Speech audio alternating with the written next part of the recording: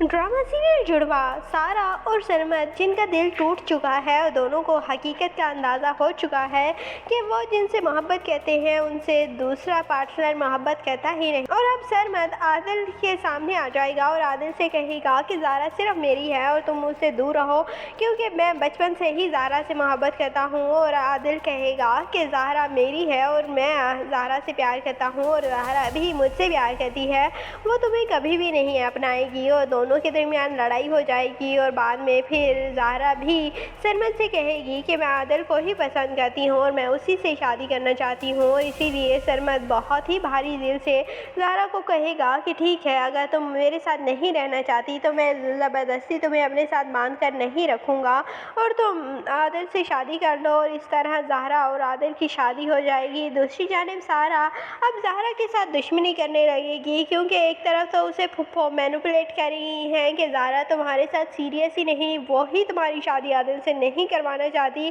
क्योंकि फुफ्फो को आइडिया हो चुका है कि सारा आदिल को बहुत पसंद करती है और इसीलिए वो आदिल को किसी के साथ भी शेयर नहीं करना चाहेगी।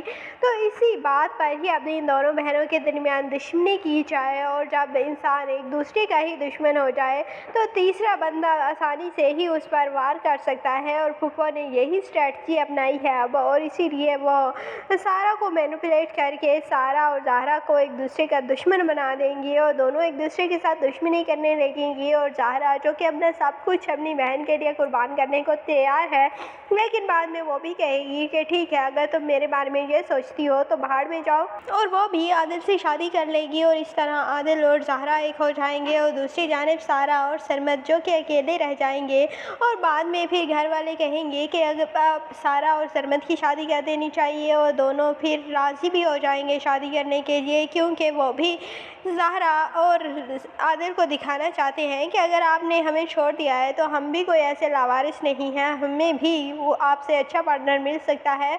और सारा के लिए सरमद से बेहतर पार्टनर कोई हो ही नहीं सकता। और सारा जिस तरह से एक बंदे को आइडलाइज करती है, सरमद बिल्कुल उसी तरह से है। और ज़ाहरा अपने फैसले में थोड़ी बहुत पछताएगी बाद में जाकर क्योंकि आदिल उस तरह से नहीं है जिस तरह से सरमद उसका ख्याल रखता था, उसकी छोटी छोटी बातों पर उसका बहुत ख्याल रखता था, उसके साथ रहता था साए की तरह। और आदिल को तो यही नहीं पता चलता कि ये सारा है या ज़ाहरा, लेकिन सरमद देखते के साथ ही बता देता है कि ये मेरी ज़ाहरा है और ये सारा है। तो उसे बहुत क्लियरली पता है कि ज़ाहरा कौन है, ज़ाहरा की चॉइसेस क्या है, लेकिन आदिल को कुछ भी नहीं पता, बस वो उसे लाइक करता है।